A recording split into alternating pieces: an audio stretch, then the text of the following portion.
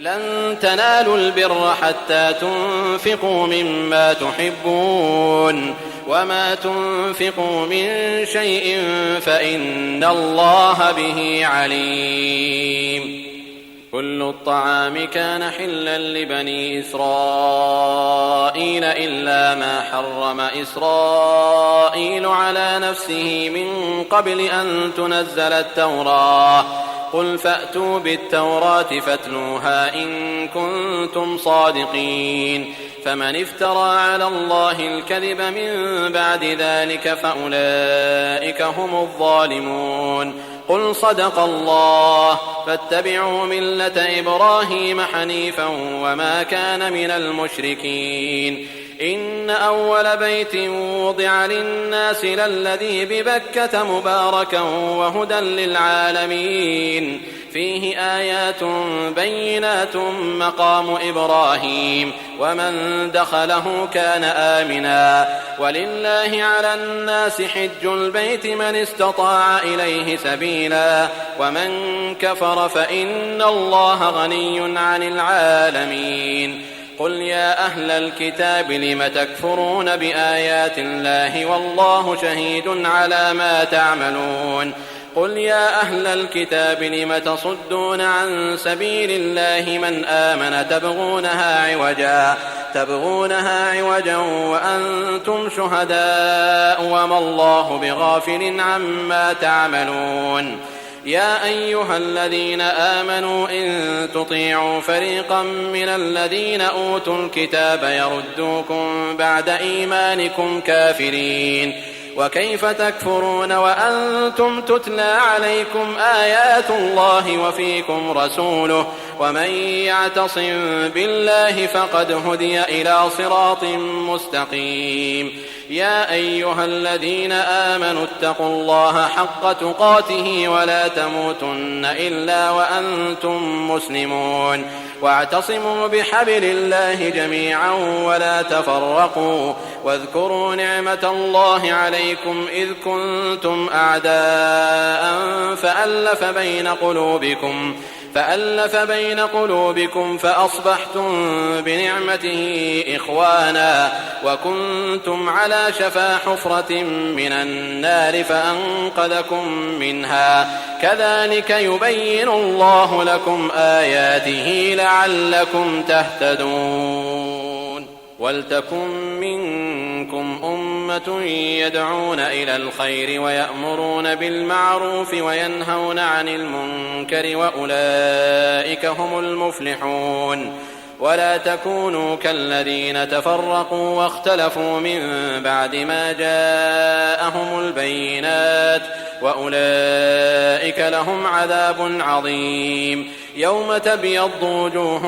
وتسود وجوه فأما الذين اسودت وجوههم أكفرتم بعد إيمانكم فذوقوا العذاب بما كنتم تكفرون. وأما الذين ابيضت وجوههم ففي رحمة الله هم فيها خالدون. تلك آيات الله نتلوها عليك بالحق وما الله يريد ظلما للعالمين. ولله ما في السماوات وما في الأرض وإلى الله ترجع الأمور. كنتم خير أمة أخرجت للناس تأمرون بالمعروف وتنهون عن المنكر وتؤمنون بالله. ولو آمن أهل الكتاب لكان خيرا لهم منهم المؤمنون وأكثرهم الفاسقون. لن يضروكم إلا أذى وإن يقاتلوكم يولوكم الأدبار ثم لا ينصرون.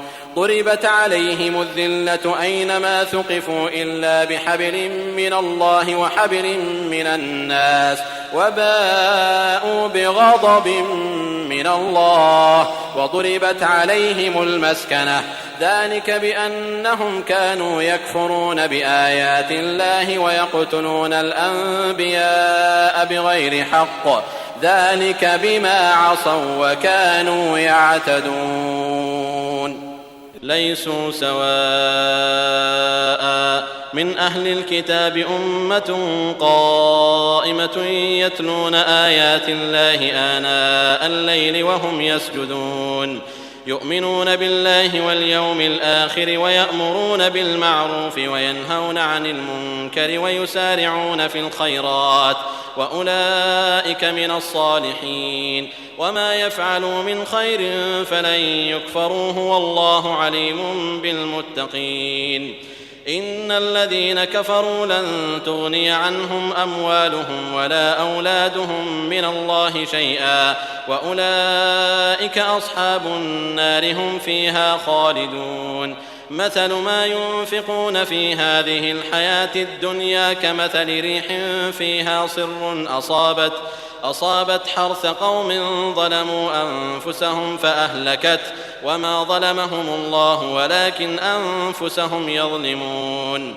يا أيها الذين آمنوا لا تتخذوا بطانة من دونكم لا يألونكم خبالا ودوا ما عنتم قد بدت البغضاء من أفواههم وما تخفي صدورهم أكبر قد بينا لكم الآيات إن كنتم تعقلون ها أنتم أولئك تحبونهم ولا يحبونكم وتؤمنون بالكتاب كله وإذا لقوكم قالوا آمنا وإذا خلوا عضوا عليكم الأنامل من الغيظ قل موتوا بغيظكم إن الله عليم بذات الصدور إن تمسسكم حسنة تسؤهم وإن تصبكم سيئة يفرحوا بها وإن تصبروا وتتقوا لا يضركم كيدهم شيئا إن الله بما يعملون محيط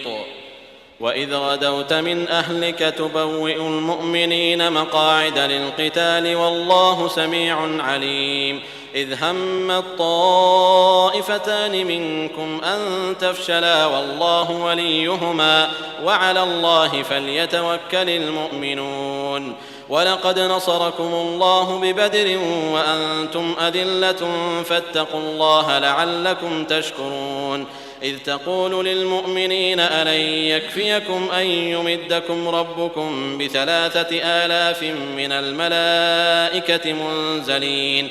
بلى إن تصبروا وتتقوا ويأتوكم من فورهم هذا يمددكم ربكم ب5,000 من الملائكة مسومين وما جعله الله إلا بشرى لكم ولتطمئن قلوبكم به وما النصر إلا من عند الله العزيز الحكيم ليقطع طرفا من الذين كفروا أو يكبتهم فينقلبوا خائبين ليس لك من الأمر شيء أو يتوب عليهم أو يعذبهم فإنهم ظالمون ولله ما في السماوات وما في الأرض يغفر لمن يشاء ويعذب من يشاء والله غفور رحيم يا أيها الذين آمنوا لا تأكلوا الربا أضعافا مضاعفة واتقوا الله لعلكم تفلحون واتقوا النار التي أعدت للكافرين وأطيعوا الله والرسول لعلكم ترحمون وسارعوا إلى مغفرة من ربكم وجنة عرضها السماوات والأرض أعدت للمتقين الذين ينفقون في السراء والضراء والكاظمين الغيظ والعافين عن الناس والله يحب المحسنين والذين إذا فعلوا فاحشة أو ظلموا أنفسهم ذكروا الله فاستغفروا لذنوبهم ومن يغفر الذنوب إلا الله ولم يصروا على ما فعلوا وهم يعلمون أولئك جزاؤهم مغفرة من ربهم وجنات تجري من تحتها الأنهار خالدين فيها ونعم أجر العاملين قد خلت من قبلكم سنن فسيروا في الأرض فانظروا كيف كان عاقبة المكذبين هذا بيان للناس وهدى وموعظة للمتقين. ولا تهنوا ولا تحزنوا وأنتم الأعلون إن كنتم مؤمنين. إن يمسسكم قرح فقد مس القوم قرح مثله وتلك الأيام نداولها بين الناس وليعلم الله الذين آمنوا ويتخذ منكم شهداء والله لا يحب الظالمين وليمحص الله الذين آمنوا ويمحق الكافرين. أم حسبتم أن تدخلوا الجنة ولما يعلم الله الذين جاهدوا منكم ويعلم الصابرين ولقد كنتم تمنون الموت من قبل أن تلقوه فقد رأيتموه وأنتم تنظرون. وما محمد إلا رسول قد خلت من قبله الرسل أفإن مات أو قتل انقلبتم على أعقابكم ومن ينقلب على عقبيه فلن يضر الله شيئا وسيجزي الله الشاكرين. وما كان لنفس أن تموت إلا بإذن الله كتابا مؤجلا ومن يرد ثواب الدنيا نؤته منها ومن يرد ثواب الآخرة نؤته منها وسنجزي الشاكرين. وكأي من نبي قاتل معه ربيون كثير فما وهنوا لما أصابهم في سبيل الله وما ضعفوا وما استكانوا والله يحب الصابرين. وما كان قولهم إلا أن قالوا ربنا اغفر لنا ذنوبنا وإسرافنا في أمرنا وثبت أقدامنا وانصرنا على القوم الكافرين. فآتاهم الله ثواب الدنيا وحسن ثواب الآخرة والله يحب المحسنين. يا أيها الذين آمنوا إن تطيعوا الذين كفروا يردوكم على أعقابكم فتنقلبوا خاسرين بل الله مولاكم وهو خير الناصرين. سنلقي في قلوب الذين كفروا الرعب بما أشركوا بالله ما لم ينزل به سلطانا ومأواهم النار وبئس مثوى الظالمين. ولقد صدقكم الله وعده إذ تحسونهم بإذنه حتى إذا فشلتم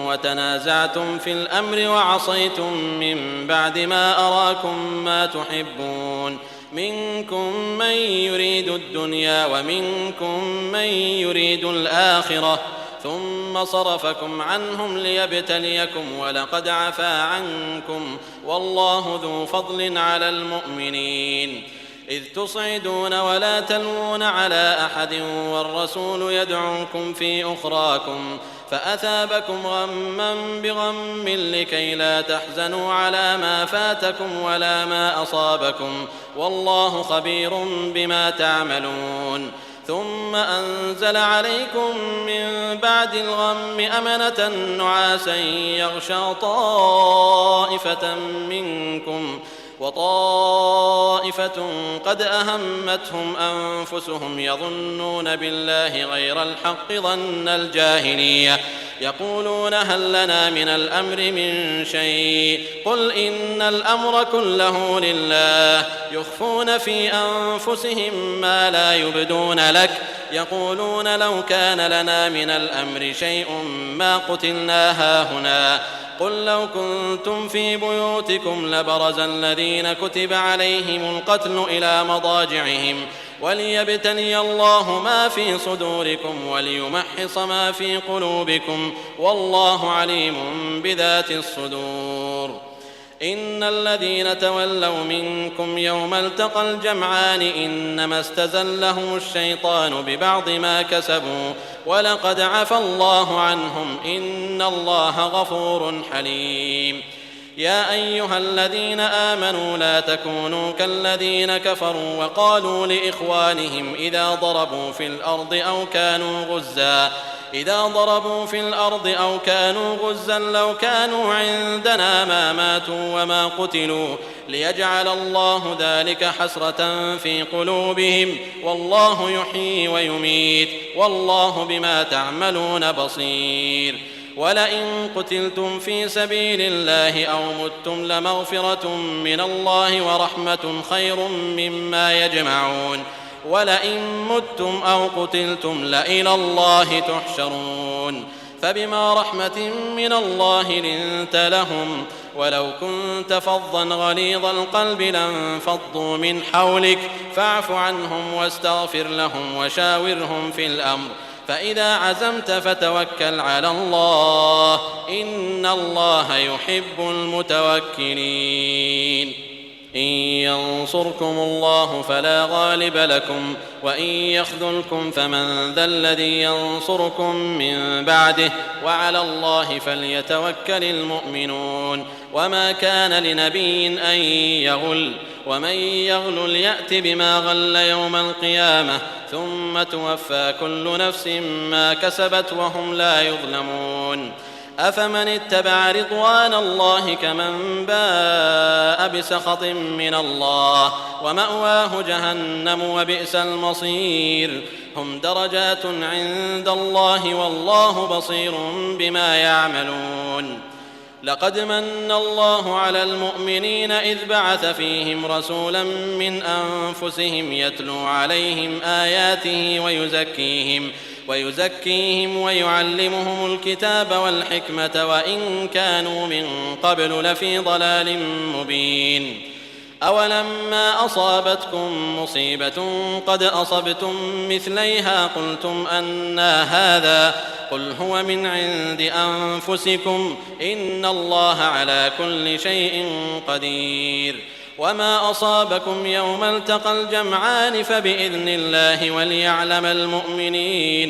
وليعلم الذين نافقوا وقيل لهم تعالوا قاتلوا في سبيل الله أو ادفعوا قالوا لو نعلم قتالا لاتبعناكم هم للكفر يومئذ أقرب منهم للإيمان يقولون بأفواههم ما ليس في قلوبهم والله أعلم بما يكتمون الذين قالوا لإخوانهم وقعدوا لو أطاعونا ما قتلوا قل فادرءوا عن أنفسكم الموت إن كنتم صادقين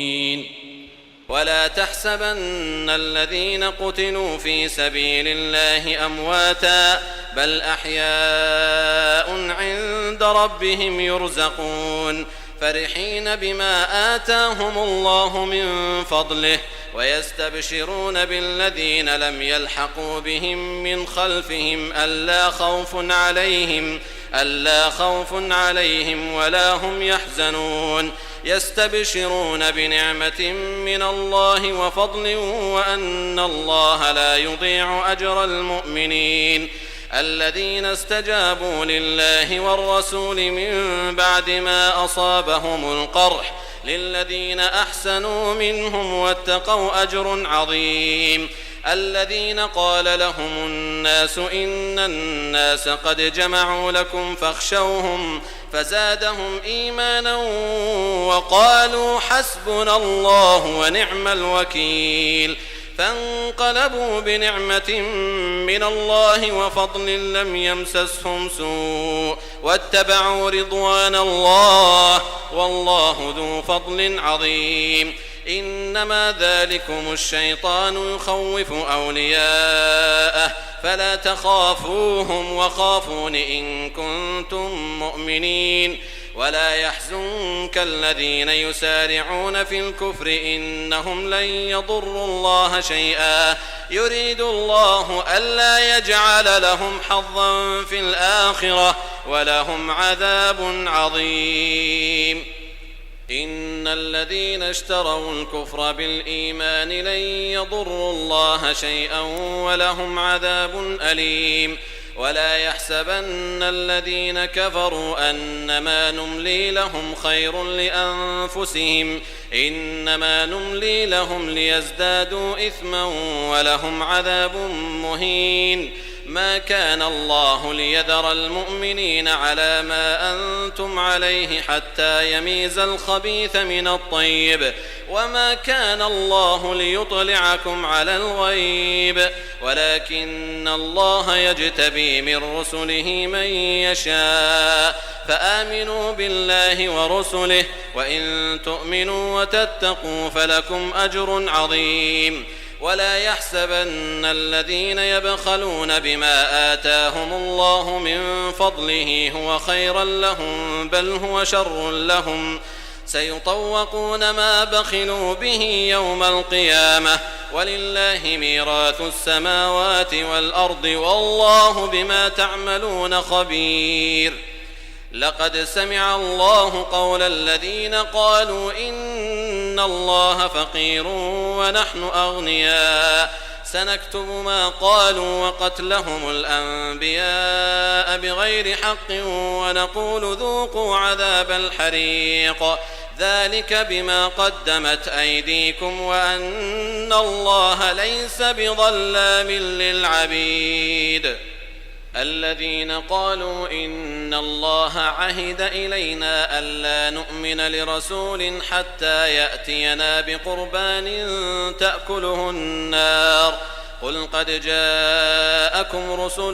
من قبلي بالبينات وبالذي قلتم فلم قتلتموهم إن كنتم صادقين فإن كذبوك فقد كذب رسل من قبلك جاءوا بالبينات والزبر والكتاب المنير كل نفس ذائقة الموت وإنما توفون أجوركم يوم القيامة فمن زحزح عن النار وأدخل الجنة فقد فاز وما الحياة الدنيا إلا متاع الغرور لتبلغن في أموالكم وأنفسكم ولتسمعن من الذين أوتوا الكتاب من قبلكم ومن الذين أشركوا أذى كثيرا وإن تصبروا وتتقوا فإن ذلك من عزم الأمور وإذ أخذ الله ميثاق الذين أوتوا الكتاب لتبيننه للناس ولا تكتمونه فنبذوه وراء ظهورهم واشتروا به ثمنا قليلا فبئس ما يشترون لا تحسبن الذين يفرحون بما أتوا ويحبون أن يحمدوا بما لم يفعلوا فلا تحسبنهم بمفازة من العذاب ولهم عذاب أليم ولله ملك السماوات والأرض والله على كل شيء قدير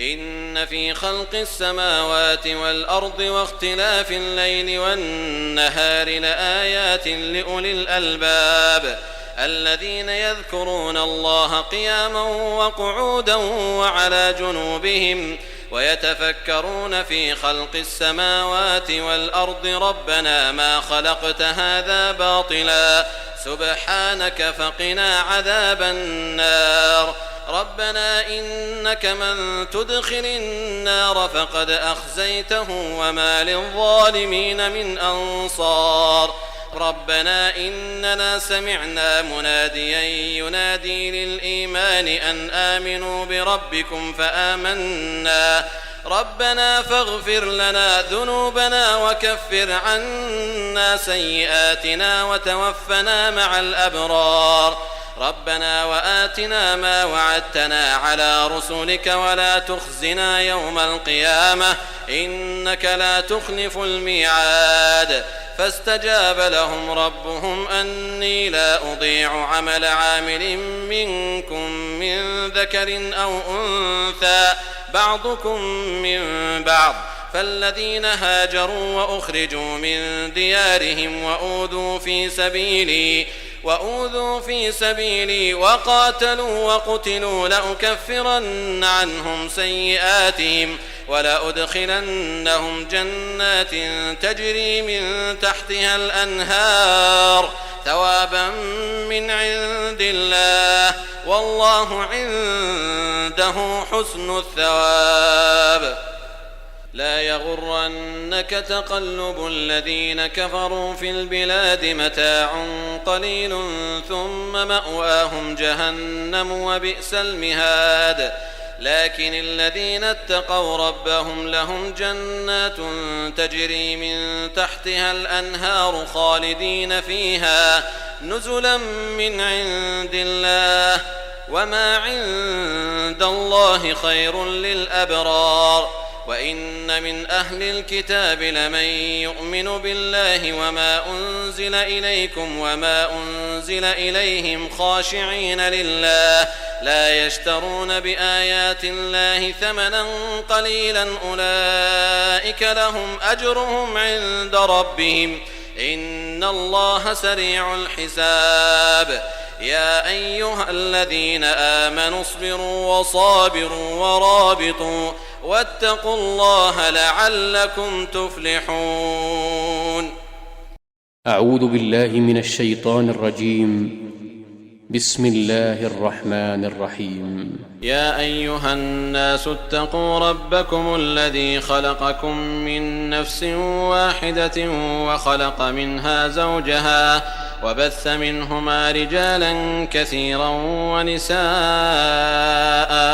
واتقوا الله الذي تساءلون به والأرحام إن الله كان عليكم رقيبا. وآتوا اليتامى أموالهم ولا تتبدلوا الخبيث بالطيب ولا تأكلوا أموالهم إلى أموالكم إنه كان حوبا كبيرا. وإن خفتم ألا تقسطوا في اليتامى فانكحوا ما طاب لكم من النساء مثنى وثلاث ورباع فإن خفتم ألا تعدلوا فواحدة أو ما ملكت أيمانكم ذلك أدنى ألا تعولوا. وآتوا النساء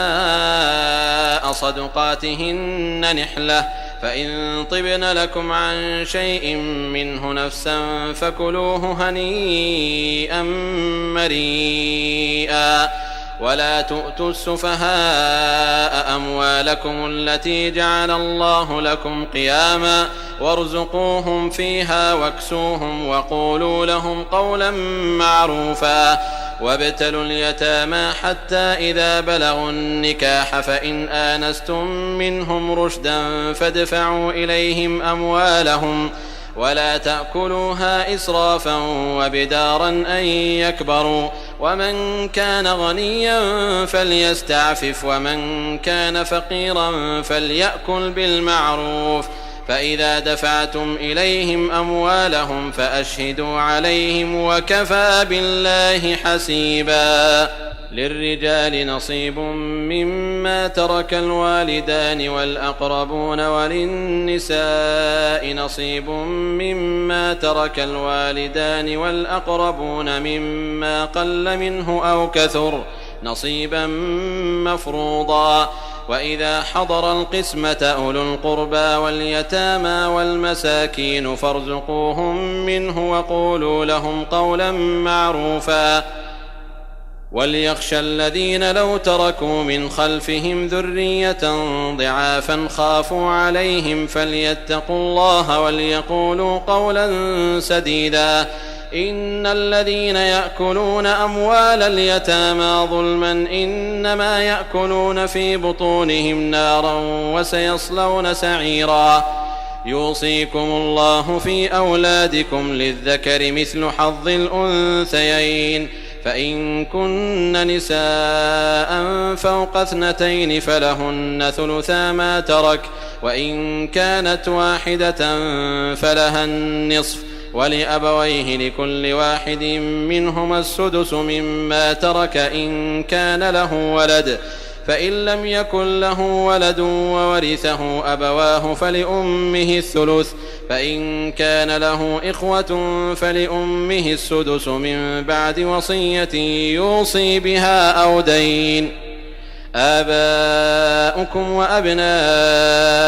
لا تدرون أيهم أقرب لكم نفعا فريضة من الله إن الله كان عليما حكيما. ولكم نصف ما ترك أزواجكم إن لم يكن لهن ولد، فإن كان لهن ولد فلكم الربع مما تركن من بعد وصية يوصين بها أو دين، ولهن الربع مما تركتم إن لم يكن لكم ولد، فإن كان لكم ولد فلهن الثمن مما تركتم من بعد وصية توصون بها أو دين. وإن كان رجل يورث كلالة أو امرأة وله أخ أو أخت فلكل واحد منهما السدس، فإن كانوا أكثر من ذلك فهم شركاء في الثلث من بعد وصية يوصى بها أو دين غير مضار، وصية من الله والله عليم حليم. تلك حدود الله، ومن يطع الله ورسوله يدخله جنات تجري من تحتها الأنهار خالدين فيها، وذلك الفوز العظيم. ومن يعص الله ورسوله ويتعد حدوده يدخله نارا خالدا فيها وله عذاب مهين. واللاتي يأتين الفاحشة من نسائكم فاستشهدوا عليهن 4 منكم، فإن شهدوا فأمسكوهن في البيوت حتى يتوفاهن الموت أو يجعل الله لهن سبيلا. واللذان يأتيانها منكم فآذوهما، فإن تابا وأصلحا فأعرضوا عنهما إن الله كان توابا رحيما. إنما التوبة على الله للذين يعملون السوء بجهالة ثم يتوبون من قريب فأولئك يتوب الله عليهم وكان الله عليما حكيما. وليست التوبة للذين يعملون السيئات حتى إذا حضر أحدهم الموت قال إني تبت الآن، ولا الذين يموتون وهم كفار أولئك أعتدنا لهم عذابا أليما. يا أيها الذين آمنوا لا يحل لكم أن ترثوا النساء كرها ولا تعضلوهن لتذهبوا ببعض ما آتيتموهن إلا أن يأتين بفاحشة مبينة وعاشروهن بالمعروف، فإن كرهتموهن فعسى أن تكرهوا شيئا ويجعل الله فيه خيرا كثيرا. وإن أردتم استبدال زوج مكان زوج وآتيتم إحداهن قنطارا فلا تأخذوا منه شيئا أتأخذونه بهتانا وإثما مبينا. وكيف تأخذونه وقد أفضى بعضكم إلى بعض وأخذن منكم ميثاقا غليظا. ولا تنكحوا ما نكح آباؤكم من النساء إلا ما قد سلف إنه كان فاحشة ومقتا وساء سبيلا. حرمت عليكم أمهاتكم وبناتكم وأخواتكم وعماتكم وخالاتكم وبنات الأخ وبنات الأخت وأمهاتكم اللاتي أرضعنكم وأخواتكم من الرضاعة وأمهات نسائكم وربائبكم اللاتي في حجوركم من نسائكم اللاتي دخلتم بهن فإن لم تكونوا دخلتم بهن فلا جناح عليكم، وحلائل أبنائكم الذين من أصلابكم، وأن تجمعوا بين الأختين إلا ما قد سلف، إن الله كان غفورا رحيما.